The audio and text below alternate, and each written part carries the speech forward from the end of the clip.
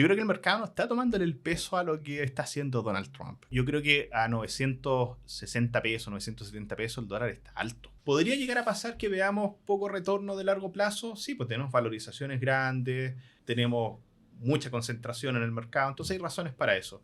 Vamos a ver rallies enormes y vamos a ver caídas enormes. Entonces, si llegara a pasar eso, que tampoco lo podemos asegurar, igual se va a poder ganar plata.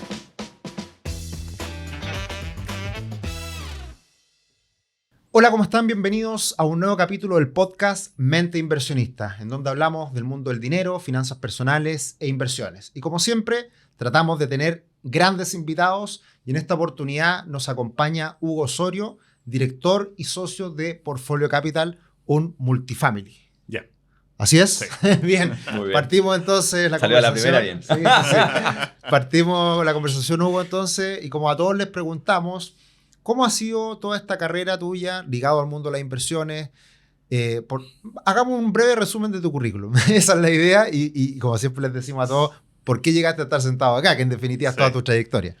Sí, bueno, yo partí en el mercado en 2007. En realidad en 2007 hice la práctica en una corredora de bolsa que se llama Scandia, que de corretaje de bolsa hacía poco, pero era una corredora de bolsa formalmente. Me acuerdo.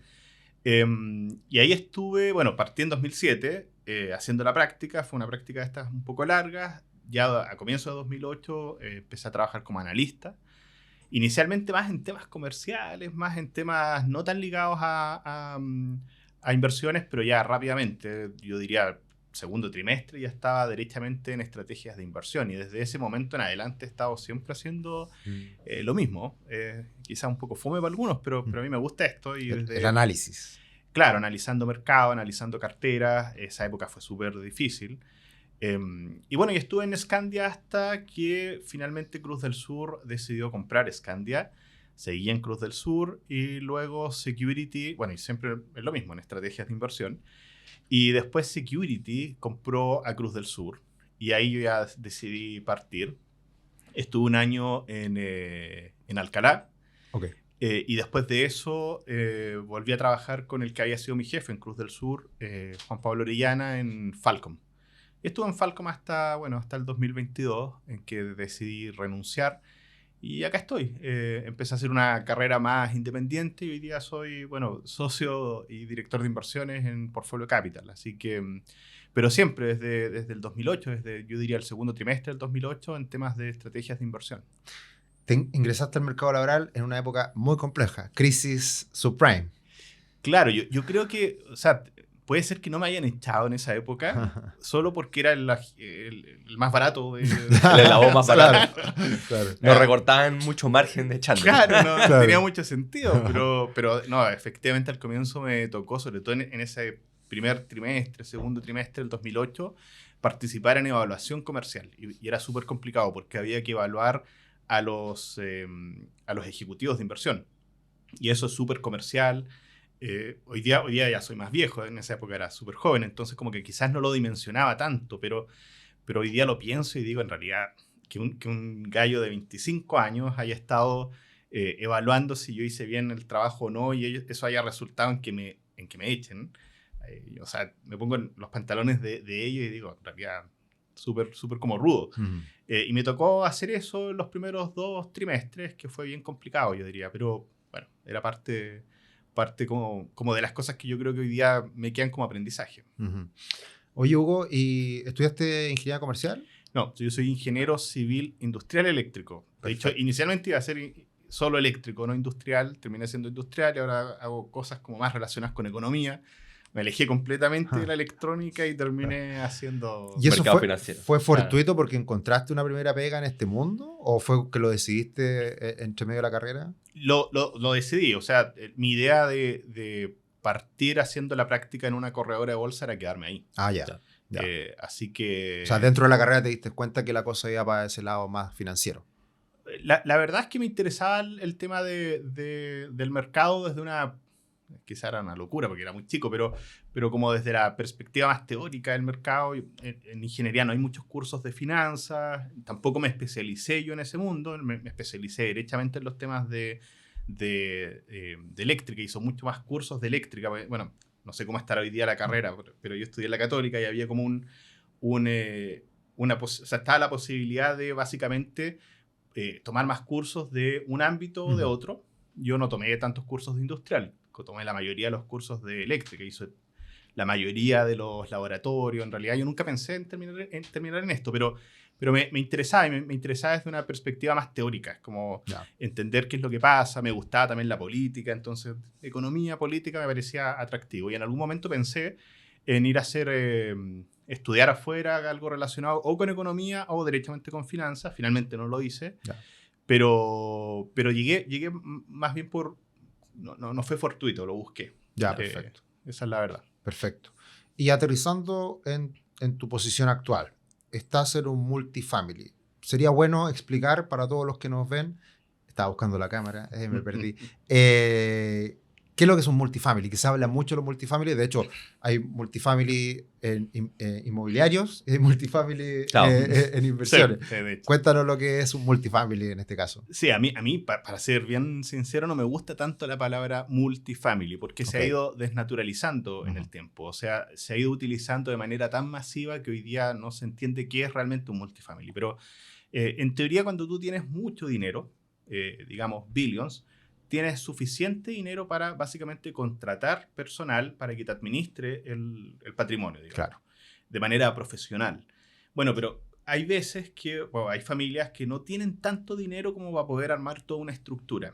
Y lo que hacen en el fondo es contratar servicios para que, en teoría, 3 o 4 o 5 familias puedan unir fuerzas y en conjunto puedan armar una estructura que les permita administrar ese patrimonio. perfecto. Desde ahí es donde viene el concepto de el multifamily. Entonces, hoy día eso ha derivado en que, un multifamily tiene infinitos clientes, ¿no? En realidad, conceptualmente, al menos como yo lo percibo, no debiera ser así. Claro. Está destinado para familias que tienen un patrimonio alto, tan alto como para que no haga tanto sentido administrar la plata en un banco, qué sé yo, pero no tan alto como para poder contratar ellos directamente una estructura. Entonces se tienen que unir junto a otras familias, y eso... Normalmente esas familias, en el caso tuyo, ¿se conocen previamente o son 5 familias independientes que nunca se hablan? Completamente independientes. Y aquí, esto es lo importante, el negocio en que uno está es un negocio en donde hay absoluta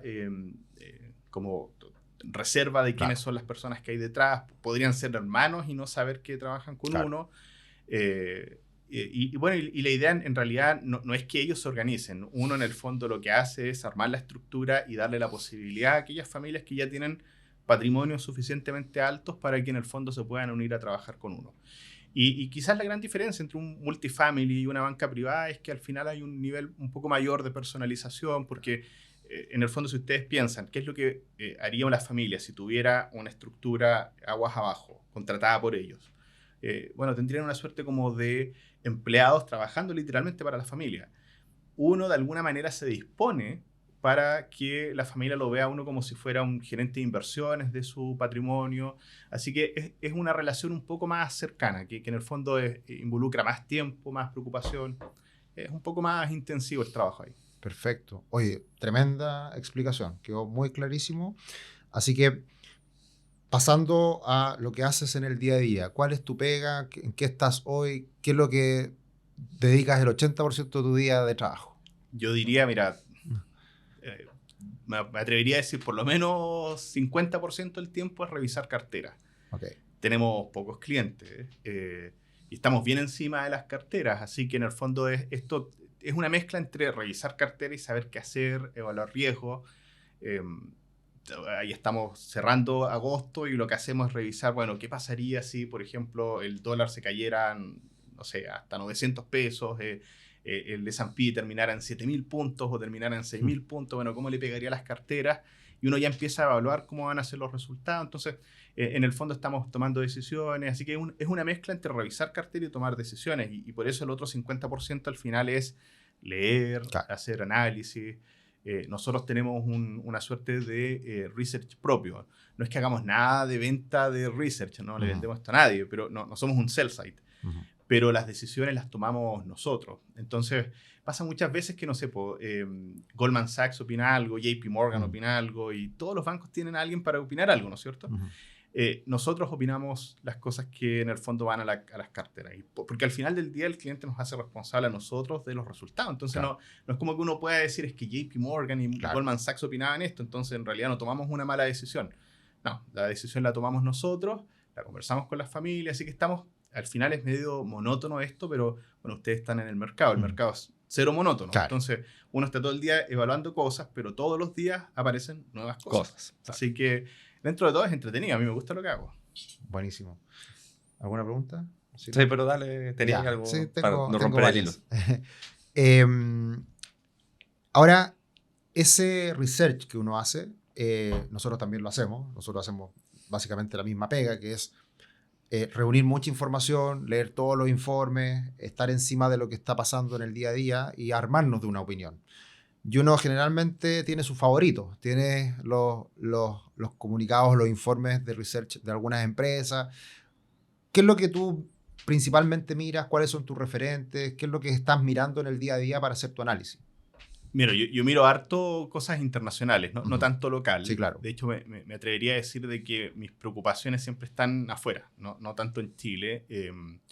Y eso como que de alguna manera descansamos en opiniones de terceros siempre, sobre todo sobre acciones en particular y cosas así. Pero leo mucho lo que opina la gente de JP Morgan, algunos de los equipos, algunos analistas en particular. Matesca, por ejemplo, es uno de los que leo mucho. Y la gente de Goldman Sachs la leo constantemente, principalmente porque hacen buenos análisis. Y las conclusiones hay que tener cuidado, porque en el fondo siempre hay algo de intención. Claro. Entonces, trato de ser lo más agnóstico posible de esas conclusiones, pero finalmente lo que hago es leer estos informes y saber más o menos en qué están. Leo mucho Bank of America también. Cuestiones básicas, pero por ejemplo JP Morgan y Bank of America están apostando porque el peso chileno se aprecia. Perfecto. Entonces, es bueno saber eso porque uno puede detrás de eso intuir que en algún momento, si es que están los catalizadores correctos, bueno, alguien va a poner plata apostando a favor del peso chileno. Porque son los bancos de los más grandes a nivel mundial, mueven mucha plata con sus clientes, por lo tanto, ese flujo de alguna manera en algún minuto podría pegar. Podría pegar, no ha pegado, pero en el fondo sirve como para ver más o menos en qué está el resto, y eso creo que algo te podría entregar para poder anticipar anticipar lo que viene. Pero eso es lo que hago una revisión relativamente general, y lo otro es que nosotros tenemos una suerte como de presentación que actualizamos todas las semanas de cosas que extraemos de Bloomberg. No pegamos los gráficos, los hacemos nosotros. Claro. Y eso nos permite estar al día de revisiones como bien constantes. Entonces sabemos, por ejemplo, qué es lo que hay que mirar para ver si es que el mercado laboral se ha ido complicando o no, por poner un ejemplo. Sí. Pero, así que tenemos nuestra propia revisión, no descansamos tanto en la opinión del resto. Y Goldman Sachs, sobre todo, nos entrega harto de las cosas que se nos escapan. Hay un montón de cuestiones que... O sea, el mercado es súper como denso, hay mucha información dando vuelta. Entonces, bueno, la gente de Goldman o los bancos de inversión en general nos permiten ir a esas cosas que se nos habían escapado.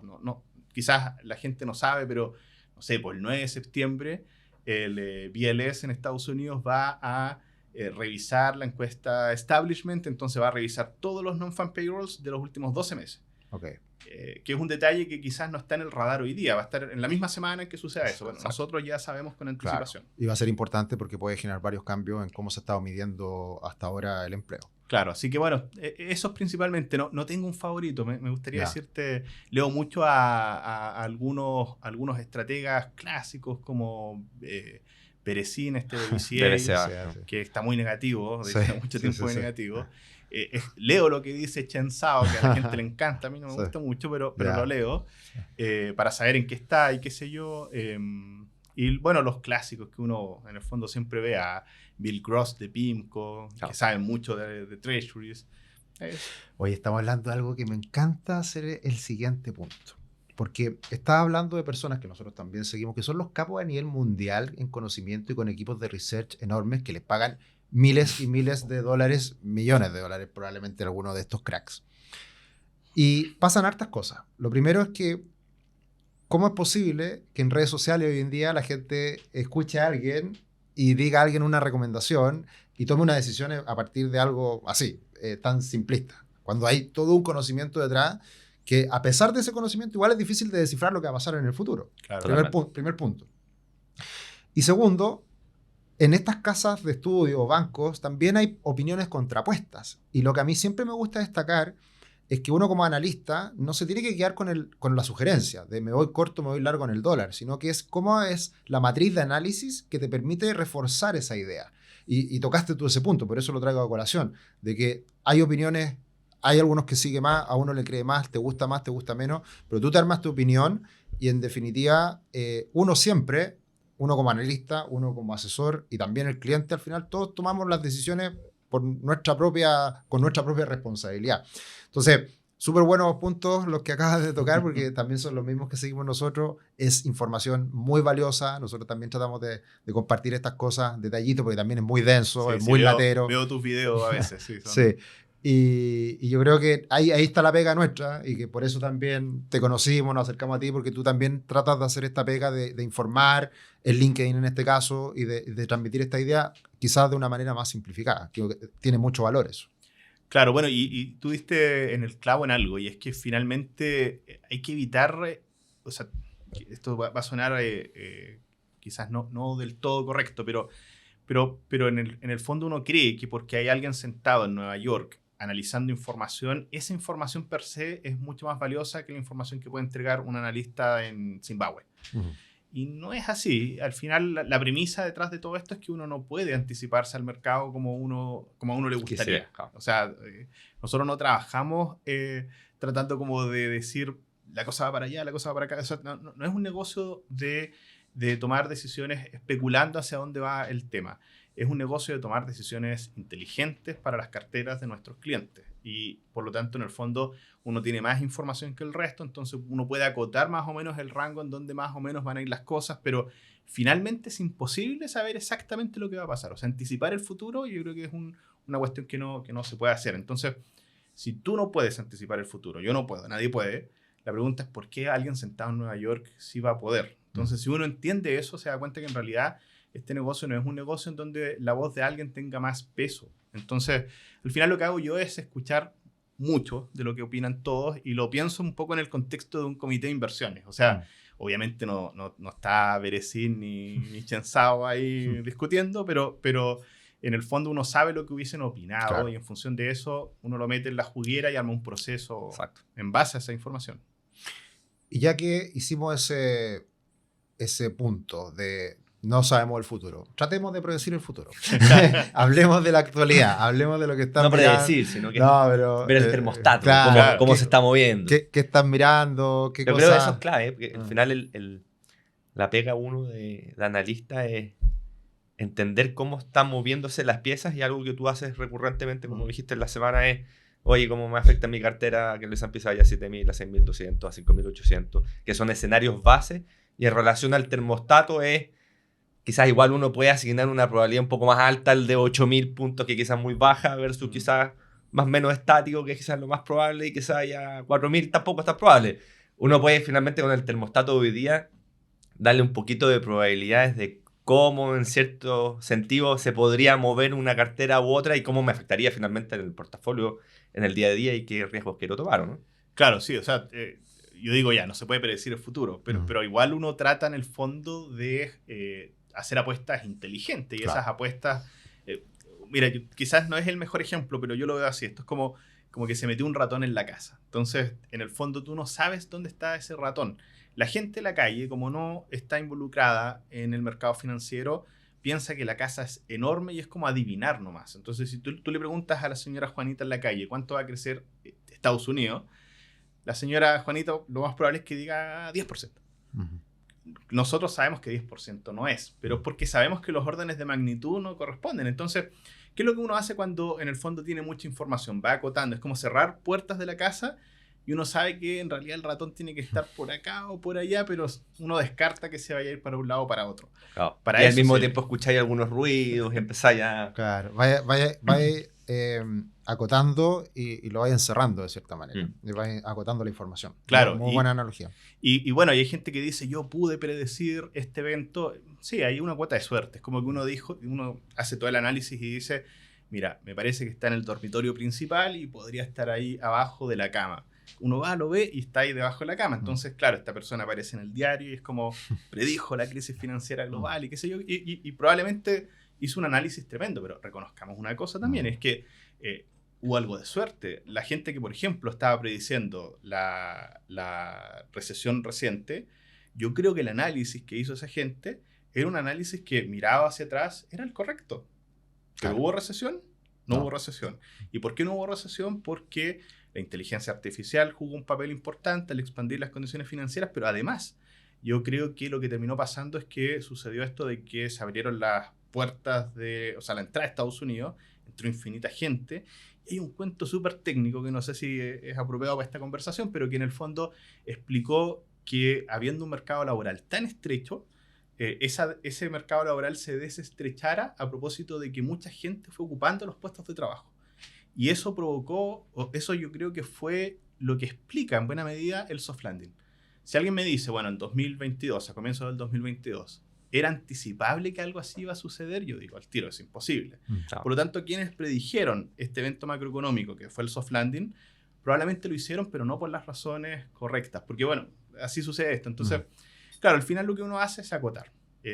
Y yo si quieres empezamos a hablar de lo que más o menos creo que está pasando en el mercado, lo que yo creo que en el fondo hay que mirar, pero a mí me tiene relativamente, no sé si preocupado, pero me tiene bien inquieto, atento al menos, sí. Donald Trump. Sí. Y lo digo, bueno, lo escribí ayer en redes sociales, pero yo creo que el mercado no está tomándole el peso a lo que está haciendo Donald Trump con el tema de la Reserva Federal.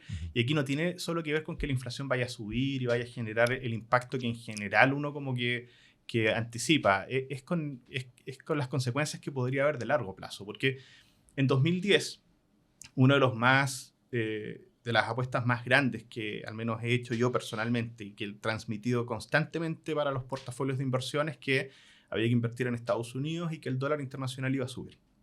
Y eso resultó. Ahora, es un análisis que constantemente uno iba evaluando y en el fondo se iba reafirmando. Y en esa evaluación a comienzos de año yo dije, bueno, obviamente esto va a continuar porque si uno analiza qué es lo que explica que Estados Unidos ande mejor, es que las utilidades en Estados Unidos andan mucho mejor que en el resto. Y eso ha sucedido este año. Ahora, el detalle es que Donald Trump va a cambiar esas condiciones radicalmente y creo que la clave está en la intervención que está haciendo sobre la Reserva Federal, porque creo que finalmente esto ¿en qué termina? En que la Reserva Federal termina siendo un quantitative easing, o sea, termina comprando treasuries y financiando el déficit. Y eso va a tener un impacto en los activos financieros que es difícil de ver, pero en los treasuries va a ser bastante mejor de lo que uno hubiese esperado. Con el déficit alto, al final uno espera que la tasa suba, ¿no es cierto? Pero si la Reserva Federal compra treasuries, probablemente la tasa no va a subir mucho y va a tender quizás a caer. Así que estar tan corto en duración quizás no es tan buena decisión. Y lo más importante es que el dólar se va a ver afectado. Y eso, en el fondo, ¿qué es lo que va a provocar? Que nosotros como chilenos, si queremos tener exposición a Estados Unidos, quizás no sea tan conveniente. Porque en el fondo, claro, vas a ganar porque el S&P 500 sube, pero puedes terminar con el dólar cayendo. Y en realidad este año lo que hemos visto es una devaluación fuerte del dólar, en parte, no totalmente, pero en parte explicada por estos factores. O sea, llega Donald Trump, quiere despedir a Jerome Powell, ¿y qué es lo que termina pasando? El mercado se da cuenta que tarde o temprano, porque Jerome Powell acaba su mandato en mayo del próximo año, tarde o temprano esta cuestión va a derivar en tener una Reserva Federal mucho más dependiente de Donald Trump. Y eso creo que en la práctica va a terminar en un quantitative easing. Así que eso me tiene bien preocupado. Y digo preocupado pensando en cómo organizar las carteras, qué hacer hoy día. Claro, no es que se haya acabado el mundo. No, sino es que, sí. De hecho, lo hablamos el otro día. O sea, el que invierte pensando en un renta variable global que tenía un 65-70% de exposición a Estados Unidos hoy día, no te va a andar bien ese renta. Claro. Si pasara finalmente ese.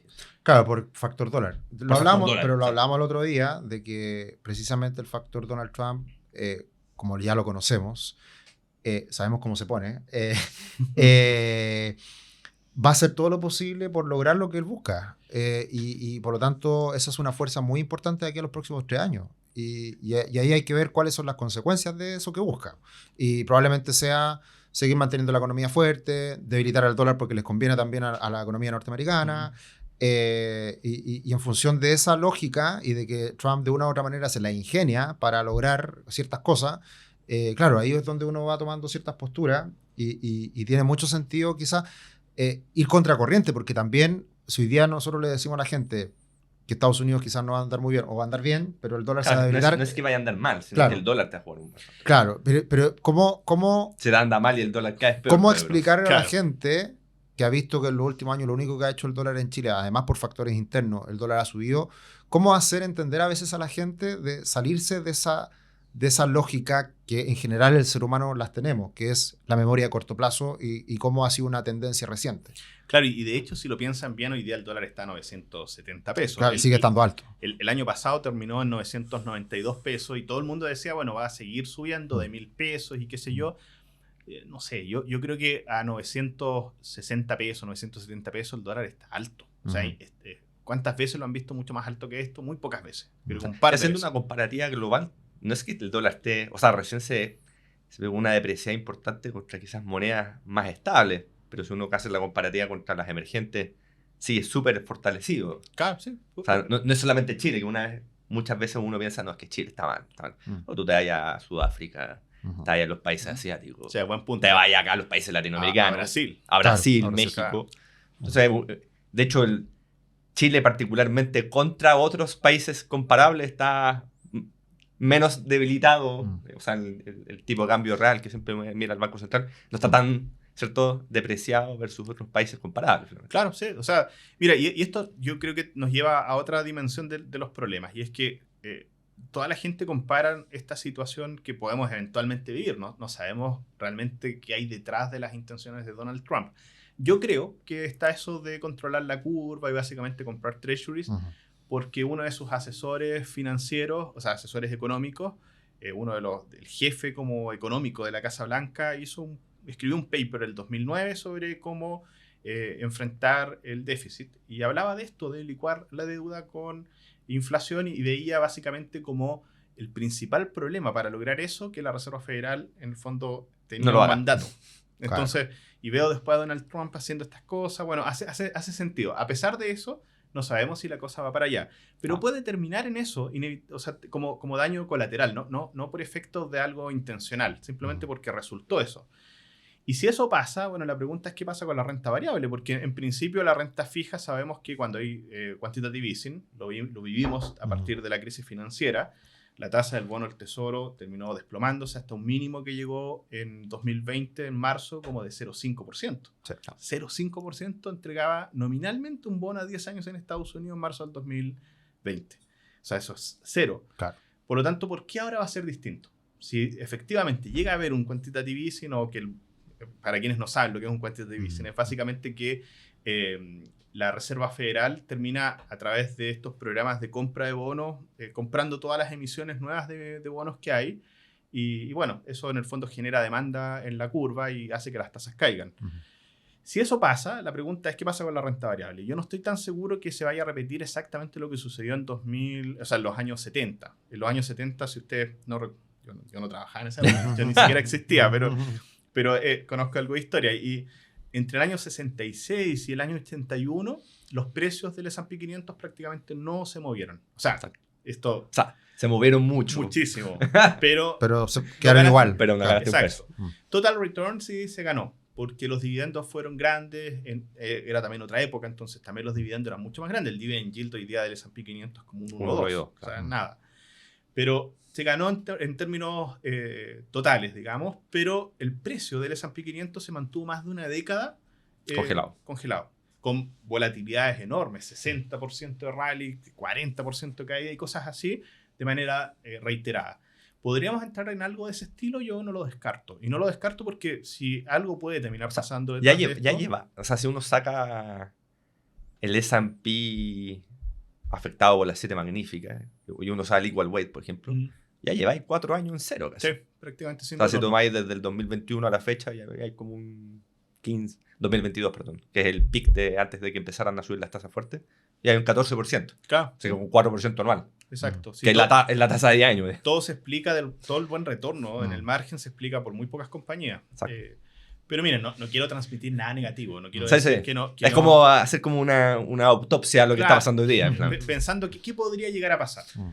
¿Podría llegar a pasar que veamos poco retorno de largo plazo? Sí, pues tenemos valorizaciones grandes, o sea, muy elevadas, tenemos mucha concentración en el mercado, entonces hay razones para eso. Pero ese retorno no se va a dar, en el fondo, de manera pareja. Vamos a ver rallies enormes y vamos a ver caídas enormes. Entonces, si llegara a pasar eso, que tampoco lo podemos asegurar, igual se va a poder ganar plata. Exacto. Ahora, ¿cómo se va a ganar plata? No se va a ganar manteniendo una cartera y dejándola dormida ahí 10 años. Claro. Hay que agregar al menos un mínimo de gestión. Claro. Y un año vamos a tener que estar más agresivo, otro Y año otro más más defensivo. Pero en donde definitivamente creo que no va a haber valor es en dejar carteras ahí estáticas y dormidas por una década. Sí. El otro día me leí un artículo que ahí te lo mandé al grupo, que es de Man, que es una estrategia, unos gestores de UK que son bien quant. Entonces hacía el análisis y decía un poco lo mismo. O sea, hacía el típico gráfico del cap chiller de, oye, si las tasas están acá, las valores están acá, vaya a tener con suerte 0% de retorno para los próximos X años. Decía, ojo, no significa que mañana van a andar mal las cosas. Significa que finalmente los retornos de largo plazo son paupérrimos, pero muy buenas pasadas, tácticas, si mueves muy bien las carteras en los próximos 10 años, por así decirlo. Que también pasó el año 2000, 2010, que también no hubo retorno en esa década, la década perdida, como se llama. Ah, del 2000. Claro, del 2000 al 2010. Mm. Y yo también soy de la misma idea. Yo creo que ya no dejar durmiendo a una cartera en el largo plazo no va a tener mucho sentido, entendiendo que estamos con las valorizaciones tan altas. Claro que quizá, ahí volviendo al comentario de que la mente es débil y se acuerda de las cosas a corto plazo, estamos en un entorno que es muy distinto a los últimos 20 años.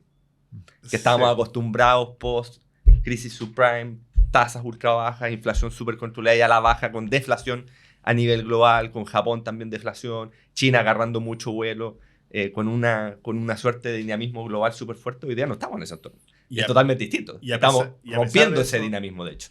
Es verdad, pero a pesar de eso, la renta variable han dado tan Sí. bien que en el fondo la renta variable esconde cualquier problema. Sí. Claro, pero ahí ojo, la renta variable de 7 empresas. Es verdad, sí, no, claro, pero los portafolios de nuestros clientes han Sí. andado bien. Entonces, Claro. mira, esto me lleva como a dos conclusiones. Espero que no se me vaya el hilo, pero la primera es que hoy día es fácil que uno pueda hacer la pega que hacemos nosotros, en el sentido de que cualquiera puede tomar el rol que nosotros tomamos asesorando a nuestros clientes y diciéndoles, compren acá, compren allá, total, es difícil perder plata. O sea, haciendo las cosas razonablemente bien, uno en el fondo puede tener súper buenos retornos. Y eso nos lleva a un problema, y es que es difícil distinguir entre quiénes son buenos y quiénes son malos, quiénes son profesionales y quiénes no son tan profesionales y son un poco más amateur. ¿Y cuál es el problema de eso? Y aquí está la segunda conclusión, es que creo si hay que enfrentar de alguna manera la próxima década es con asesoría profesional. Hoy día no se nota, hoy día da lo mismo y te pueden ofrecer invertir en cualquier cosa. Ahí tú estás diciendo por lo que ha pasado en el pasado, más lo que viene hacia adelante. Porque hacia adelante justamente se van a empezar a... Porque los desafíos son grandes. Mira, yo me O sea, acuerdo... para tomar la idea, yo si apostar a los próximos 10 años, veo mayor dispersión de resultados de asesores o hasta de fondos Claro. en relación a lo que pasó en los últimos 10. Ahora Eso se va a es lo que notar... Mira, pensemos en algo. Desde el 2022, ¿quién es, en términos de resultados, el mejor asesor posible? Es el más irresponsable. El que no se preocupó en lo absoluto de Sí. preocuparse de los riesgos. Tal Simplemente fue y puso todo lo que podía en petardos en la industria y con palanca. O sea, tomó deuda y puso más plata. Hoy día él tiene muchos mejores resultados que cualquiera que hubiese tenido un perfil de riesgo, que hubiese hecho el trabajo de analizar bien todo lo que significa lo que hacemos nosotros de manera más profesional, pero él hubiese tenido el doble o el triple de resultados porque el mercado ha sido súper constructivo en eso, ha sido muy generoso. Entonces, ¿cuál es el problema? Es que ahora no sabemos, o sea, digo, los clientes, para los clientes es muy difícil distinguir quién es bueno y quién es malo, y eso puede ser un problema. Lo mejor es, en el fondo, tratar de ser exigente con los asesores y hacer la pega como la hacemos nosotros, de manera profesional, con todo el proceso que requiere eso, con todo el análisis, Y no una cuestión así como de simplemente leer en la mañana más o menos lo que aparece en un diario o en otro y en función de eso tomar una decisión, sino que hacer un análisis como corresponde. Entonces, yo creo que la próxima década se va a notar la diferencia entre quienes hacen bien y quienes no hacen bien el trabajo, quienes son más amateur y quienes en el fondo son más profesionales. Se va a notar mucho más, porque el mercado no va a ser tan generoso. Y por lo tanto, si el mercado exige gestión, esa gestión también requiere de algo de habilidad en este ámbito. Y no es fácil, ¿no? Nosotros sabemos que eso no es fácil. Oye, tremendas conclusiones en este punto central, que era hablar de actualidad. Y ahora, en los minutos que nos quedan, vamos a volver hacia ti y vamos a ver el dolor y la felicidad de lo que han sido tus experiencias personales, como a todos les preguntamos. Siempre hacemos esta pregunta: ¿qué inversiones te han salido bien? ¿Cuáles mal? ¿Cuáles han sido dolorosas? ¿Cuáles han sido felices? Sí. Las que se pueden contar, por supuesto. Sí, lógico. Bueno, hay hartas cosas en una dirección o en otra. Pero entre las cosas malas, yo no sé si fue tan malo, pero sí me marcó mucho, fue lo que sucedió en octubre del 2023. Ok. No sé si ustedes se acuerdan que era fin de semana, no sé si largo, pero eran vacaciones, era un miércoles, me acuerdo. Y Janet Yellen anunció el calendario de emisiones. Y nuestra apuesta en esa época era estar muy corto en duración, muy corto. Y la tasa del Treasury estaba llegando a 5%, la tasa del Treasury 10%. Y teníamos una ventaja respecto a los benchmarks. Yo me mido con benchmark, entonces teníamos una ventaja enorme. Y decidimos no acortar no alargarnos en duración, básicamente por cuidar el patrimonio de nuestros clientes, porque al final alargar duraciones es básicamente tomar más riesgo. Más riesgo. Llegó Janet Yellen, anunció esa cuestión un día miércoles y la tasa pasó del 5% al 4,5% y siguió bajando y bueno, perdimos esa ventaja en muy poco rato. Quedamos igual sobre el agua porque después en noviembre nos alargamos, hicimos ya algo al respecto, pero fue, para mí al menos, yo sé que quizás no es un sentimiento compartido, porque no es que yo les diga, compré, no sé, una acción en particular, claro, y la acción quebró, no es tan así. Pero es algo que sí me marcó porque en el fondo me di cuenta, y esto fue en el 2023, que el mercado en general hoy día está mucho más rudo de lo que uno en el fondo es consciente. O sea, que el Treasury se mueva 100 basis points, o sea, un 1% en tan poco tiempo, es una cuestión que ocurre muy pocas veces. Sí. Y ocurrió y estábamos súper apostando en la dirección contraria, lamentablemente. Eso en definitiva es que viste pasar ante tus ojos una oportunidad que no la tomaste en definitiva. O sea, teníamos una ventaja literalmente de 5% respecto al benchmark y la cerramos en cosas de 3 semanas, 2 semanas. Claro. O sea, igual ganarles por 5% un benchmark que es una cuestión muy difícil, muy difícil. Yo me sentía crack. El lobo worst. Claro, y después de 2 semanas me sentía pero lejos, lo más tonto del mundo, pero bueno, son cosas que pasan en el mercado. Y entre las cosas positivas de los trades que a mí me han marcado, bueno, yo siempre he estado muy largo Estados Unidos, siempre. Y muy corto Chile en general. Yeah. Este año fue distinto y partimos del año distinto pensando en el tipo de cambio. O sea, la apuesta para este año es que el tipo de cambio se cayera harto más. Yeah. Y pensábamos que se estabilizaba más cerca de 900 pesos. Seguimos creyendo lo mismo. Estamos cerrando agosto, pero esa sigue siendo la apuesta todavía. Entonces, no hacía tanto sentido estar tan expuesto a Estados Unidos. Se te iba a comer la depreciación del tipo. Entonces, lo que hicimos fue pasar de Estados Unidos a Chile y eso, bueno, con el tipo de cambio hoy día, con el IPSA, claro, ha sido súper buen trade. Pero la apuesta formalmente siempre ha sido Estados Unidos, súper a Estados Unidos. Entonces, y yo creo que la apuesta también es una apuesta un poco de largo plazo, no es una acción en particular ni nada, pero Estados Unidos y últimamente la Magnificent Seven ha sido como marcar un golazo de media cancha, de taquito, una cosa que uno no hace nunca, y estar constantemente apostando por Estados Unidos ha sido súper bueno. Ese es el trade que más orgulloso me tiene a pesar de... Claro, y no es poco, porque ha sido ya harto tiempo que se ha distanciado mucho Estados Unidos del resto. Sí. Y hay una pregunta, para aterrizarlo en términos concretos, el hacer ese cambio de Estados Unidos a Chile, siempre cuando uno maneja portfolio, me gusta transmitirlo, no es todo nada, no es que te pasaste de todo Estados Unidos. ¿Cuál es el cambio porcentual? ¿Cuánto disminuiste Estados Unidos para pasar a Chile, por ejemplo? Esa es una súper buena pregunta que de repente podríamos aprovechar de aclarar. en la industria está la idea que detrás, porque hablamos de gestión y Mm. cosas, está la idea de que como que todo es todo nada. Es Claro. como, me gusta Estados Unidos, pum, todo Todo Estados para Unidos. No funciona así. No, ¿Qué es lo que uno hace? eso es súper irresponsable, de hecho. Claro, o sea, quien hace eso es, bueno, a ver, estábamos hablando de inversionistas profesionales, un inversionista profesional no hace eso, Exacto. ¿no es cierto?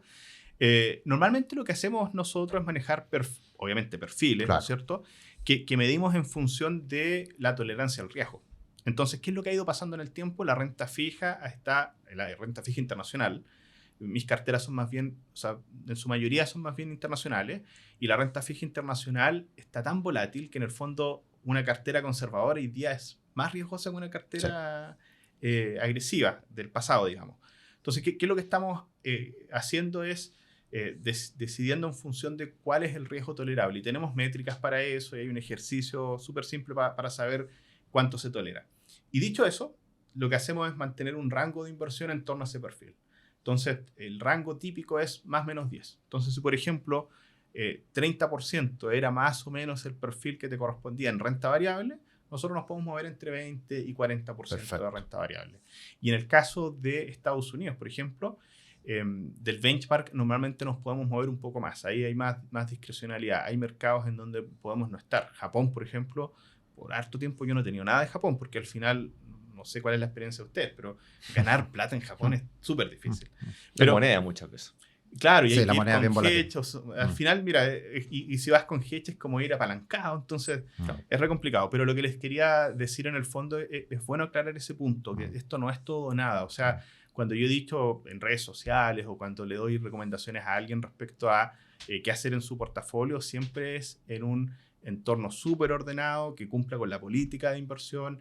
Y bueno, ¿y qué es lo que hacemos con estas familias grandes? Tenemos una política de inversión que es como una suerte de no sé, una constitución. Ah, No nos Carta cabe. macro. Claro, hay Un ciertas reglamento muy definido. cosas que y no se pueden hacer. Mm. Y eso obliga a que no haya ningún gerente de inversiones que se crea crack y que un día le diga a la familia, oye, compren todo en Estados Unidos, pues eso sería una irresponsabilidad. ¿Y cómo se mide eso?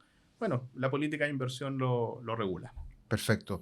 Y así, como para resumir, ¿habrán disminuido un 10% acciones norteamericanas y 10% para Chile? ¿Algo así más o menos? ¿Dentro de un portfolio general? Mira, en general estábamos con casi nada de Chile. Ya. Entonces, nuestros portafolios en pesos no funcionan igual a cómo funcionan en la industria quizás, pero un portafolio en pesos nuestro tiene 70% de la renta variable en el MSCI World All Country, un típico fondo global, Okay. digamos. Y el 30% restante de la renta variable es IPSA. Okay. ¿Por qué se hizo ahí? Porque, bueno, alguna vez hicimos todo un estudio, los típicos estudios de portafolio de frontera eficiente, y llegamos a la conclusión, esto fue el 2013, 2012, que lo que convenía era tener hasta un 30% de renta variable, porque en esa época, de hecho, el dólar igual te protegía desde el punto de vista de la Como un hedge volatilidad. natural. Era un hedge. Claro. Hoy día no está funcionando tanto eso, pero existía ese concepto. Y nos quedamos con el 70-30. Entonces terminamos el año pasado con prácticamente cero Chile. Ya. Y ahora lo que hicimos es llevar a 30. Entonces, hoy día las carteras están un poquito más allá porque en renta orto más que afuera, pero Claro. aún así estamos en torno al 30% de renta variable. No es una locura, yo no les podría decir, No. oye, miramos, nos pusimos toda la plata en No. Soki hace Pero igual un es mes. Igual es es importante. un posicionamiento táctico Sí, fuerte. ¿no? sí. Claro, pero hacemos movimientos, bueno, y todos estos posicionamientos son posibles básicamente porque en el fondo estamos muy encima del tema. O sea, Claro. en general yo creo que lo más recomendable, sobre todo si uno no está súper encima del asunto, esto es no tomar posiciones tan extremas. Exacto. Pero sí era un posicionamiento, por eso les contaba, en renta variable podemos tener algo más de discrecionalidad. Perfecto. Oye, Hugo, y para finalizar, última pregunta que vamos a integrar en el podcast. Con toda esta experiencia, con todos estos años de circo, si te llevo atrás, a tus 20, cuando estás comenzando, y te paso 10 millones de pesos, ¿en qué invertirías cuando estabas comenzando en este mundo si tuvieras que invertir esos 10 millones de pesos? Pucha, me hubieses preguntado hace un año y te diría Palantir, no sé. Bueno, es fácil con el diario el lunes. No, pero yo creo que renta variable. Es que ahí manda la edad, absolutamente. Y no diría solo renta variable. Creo que pondría una ficha en cosas como bitcoins. Por Yo ejemplo. en general he sido súper escéptico de las criptomonedas y del concepto de los altcoins y todo eso, que es casi que para armar un programa aparte, pero más allá del escepticismo, creo que tiene sentido en todo en el contexto que describí, que imagínense, la Reserva Federal hace estos quantitative easing y compra treasuries. Esa es una inyección de liquidez al sistema enorme. Brutal. ¿Y qué activo se mueve mucho con la liquidez? Bueno, son estas criptomonedas. Entonces, hace sentido tener al menos una ficha puesta en eso, ¿no? Obviamente no todo, pero una ficha en eso. Y mantendría el máximo posible de renta variable. De todas maneras, el único detalle sí es que no sé si de la misma forma en que lo habría hecho hace 10 años o cuando efectivamente tenía 25, porque lo habría hecho en ese momento con harto Estados Unidos. Y hoy día no lo haría con mucho Perfecto. Estados Unidos. Lo haría pensando quizás más en mercados emergentes. Europa no me gusta nada.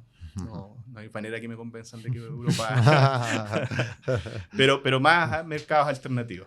Mira, o sea, fuertemente cargado a renta variable, no tanto Estados Unidos pensando en el contexto actual, más mercado emergente, bien, y meterle algo de rock and roll con criptomonedas pensando en el futuro. Sí, Bien. y quizás, bueno, alguna selección, hay todavía algunos mercados que pueden ser emergentes, no sé, pues estas computadores, ¿cómo se llama?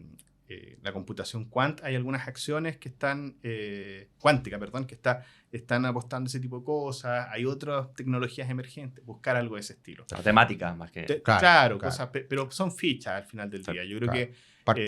Participaciones menores dentro de un portafolio arriesgado. Exacto, pero el grueso y conceptualmente es renta variable. Perfecto. Oye, Hugo, ha sido extraordinaria la conversación, muy entretenida, se nos pasó volando. Seguramente en el futuro te vamos a invitar de nuevo. La verdad que a todos les decimos lo mismo, pero vamos a tener que repetir porque salen muy buenas conversaciones y quizás en el futuro, en la repetición, cambiar un poco el formato. Quizás a cosas más específicas y profundizar en algunos temas que puedan ser de interés. Muchas gracias. Sigue publicando, como decía Fernando, de mucho valor lo que está haciendo el LinkedIn. Y gracias a todos ustedes que nos acompañan semana a semana en nuestro podcast Mente Inversionista, siempre con grandes invitados, siempre tratando de hablar de actualidad en el último tiempo, que ha estado muy movido este año, y hablar de temas generales de lo que son las finanzas personales, las inversiones, que obviamente a ustedes les interesa. Así que compartan la información, denle me gusta, síganos en Spotify, en YouTube, también en Apple Podcast, y nos encontramos en otro episodio. Gracias, Hugo. Gracias, Fernando. Nos vemos. Nos vemos.